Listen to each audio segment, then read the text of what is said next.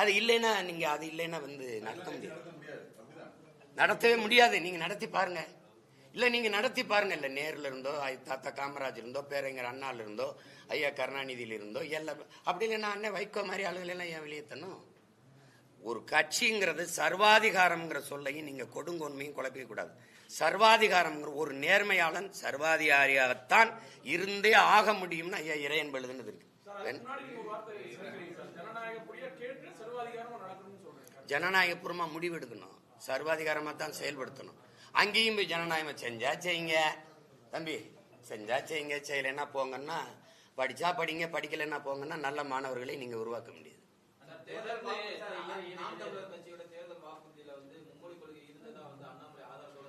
அதுதான் அவரை சரியா படிக்க சொல்லியிருக்கேன். அவரை படிக்க சொல்லிருக்கேன். எடுத்தவனே மொழி கொள்கையில கொள்கை மொழி தமிழ்னு போட்டிருக்கு. எனக்கு மட்டும் இல்ல, ஒவ்வொரு தேசியனத்திற்கும் கொள்கை மொழி அவரவர் தாய்மொழி.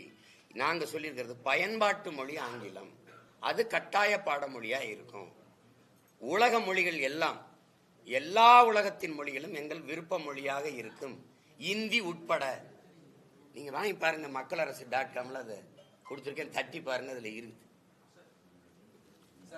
இந்தி எல்லா மொழிகளும் எங்கள் விருப்ப மொழி, விரும்பினால் எம்மொழியும் கற்போம் நாங்கள் வாழ, எம்மொழி தமிழ் கற்போம் எங்கள் இனம் வாழ. அதுல தெளிவா கொடுத்துருக்கேன். நான் தானே எழுதுனேன், நீங்க ஒரு தடவை படிச்சு பாருங்க, மொழி கொள்கை தெரியும்.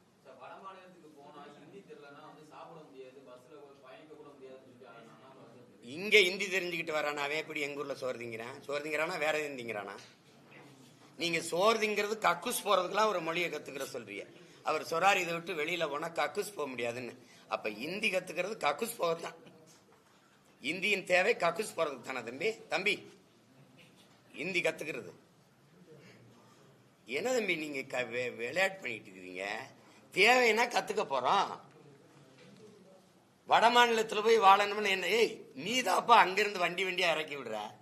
தொடர் வண்டியில நிக்க முடியாத அளவுக்கு இறங்கி வந்து ஒரு நாளைக்கு 3000 4000 ஏன் மண்ணில் இறங்கிட்டு இருக்கானா, நான் போய் அங்கே இறங்கிட்டு இருக்கேன்னா? சொல்லுங்க, நீங்க சொல்லுங்க. இல்ல அவன் தமிழ் கத்துக்கிட்டு தான் வரானா? தம்பி நாங்க வட இந்தியால இந்தி கத்துக்காம போனா சோறு திங்க முடியாது, கழிவற போக முடியாது, ஒண்ணும் பண்ண முடியாது. சில பேர் சொல்றாங்க இந்தி கத்துக்கலைன்னா பானிபூரி கூட வாங்கி திங்க முடியாது. அப்படி என்ன அந்த பூரியை வாங்கி திங்க வேண்டியிருக்கு? என்ன நீ வந்து எங்க ஊர்ல சோறு தின்றுவ, வேலை பார்த்துருவ தமிழ் படிக்காம. ஆனா நான் வந்து ஹிந்தி படிக்காம ஊருக்கு வர முடியாது. இது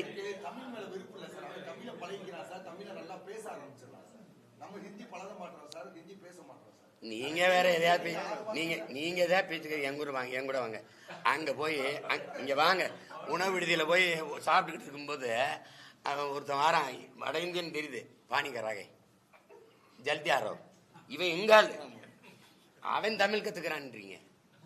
ஒரு தடவை ஒரு விடுதியில போய் வண்டியை நிறுத்திட்டு போனா 2 மாசத்துக்கு முன்னாடி எங்கால் அண்ணன் பின்னாடி எடுங்க, பின்னாடி வண்டியை நிறுத்துக்கன்னு பாத்துக்கிறேன்னா 2 மாசம் விட்டு போற காடி கராகங்கிறான். யார் அவன்? அவன் அங்க இருந்த எங்கால காண வேற ஒருத்தன் காடி கராக நின்றுருக்கான்.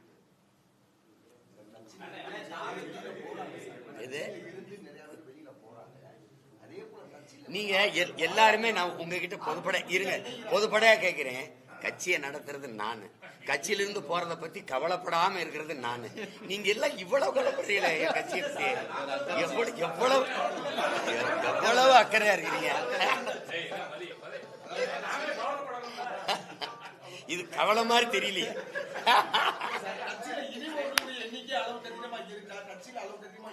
ஒரு நாள் உறுப்பினர் சேர்க்கை முகாம் போட்டோம். பெரிய விளம்பரம் செய்யல, ஒன்னும் செய்யல. 10,500 பேர் நேரடியா சேர்ந்தாங்க. வலைத்தளத்துல ஒரு 10,000 பேர் சேர்ந்தாங்க. ஒரு நாள்ல சேராமையா நீங்க இவ்வளவு பெரிய வளர்ச்சியை தொடரும். நீங்க சேராம நீங்க கள்ள ஓட்டு போட்டீங்க, ஓட்டுக்கு காசு கொடுத்தீங்க, எல்லாம் பண்ணீங்க. நான் கட்டுத்தொகை வாங்க கூடாதுன்னு முடிவு எடுத்துட்டீங்க. அதனால போதை இதோட நிப்பாட்டுன்னு நீங்க எண்ணி சொல்லல. என்னைய 24,000 அதோட நிறுத்திருந்தீங்க. வளராமையா நீங்க வந்து கட்சி இந்த கேடர் இல்லைன்னா இன்னொரு 10 பேர் வருவான், அவ இல்லைன்னா இன்னொருத்த வருவான். அதுக்காக பார்த்துட்டு இருக்க முடியாது. நான் குட்டையிலையோ குளத்திலேயோ வலைய வீசிட்டு இருக்கல. பெருங்கடல், தமிழ் தேச பெருங்கடல் இருக்குல்ல, தமிழ் பேரின பெருங்கடல்ல வலை வீசுறேன். நான் மக்கள்கிட்ட முன்னாடி நின்று என் மக்களை, என் கருத்தை சொல்லி என் மக்களை என் பக்கம் வென்று கொண்டு வரேன். நான் மண்ணை வெல்வதற்கு முன்பு மக்களின் மனத்தை வெல்லணுங்கிற கொள்கை கொண்டவன். அதனால அந்த வேலையை செய்கிறேன். இவங்க போறாங்கன்னா சிலருக்கு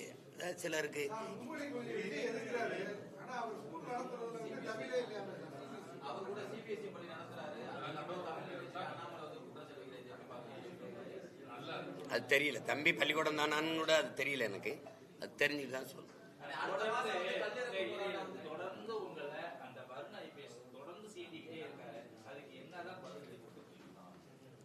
அவருக்கு என்ன பதில் அடி கொடுக்கணும்?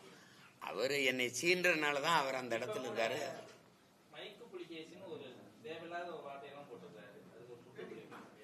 நீங்க என்கிட்ட கேக்குறீங்க, ஒரு பொறுப்புள்ள காவல்துறை அதிகாரியின் வேலையா?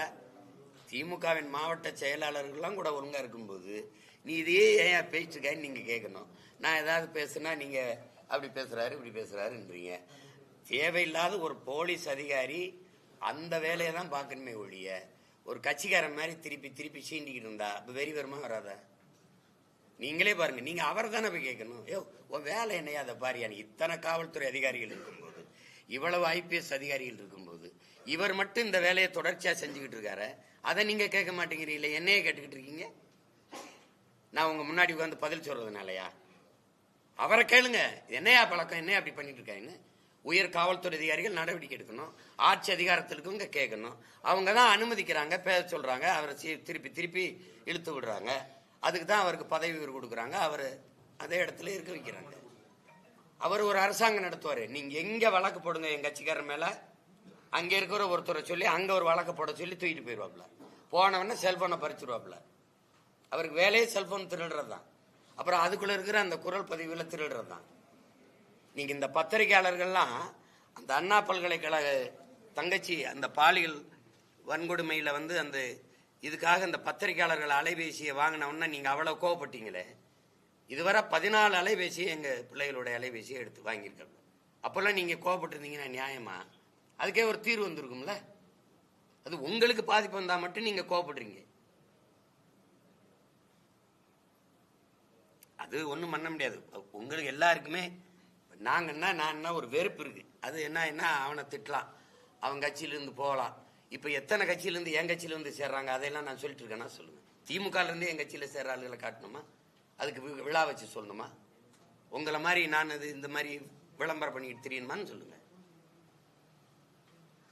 இது அவ்வளவு கேவலமா இருக்குது. நாங்க எங்க கட்சியாவே இல்லை, ஆனா கட்சியிலிருந்து வர்ற ஆட்கள் அவர்களுக்கு இனிப்பா இருக்குது. ஐயோ 3000 பேர் ஒரு நாளா நானே பாக்குறேன். இவ்வளவு பேர் இருந்தானடா கட்சியில, திடீர் 3000 4000 பேர்.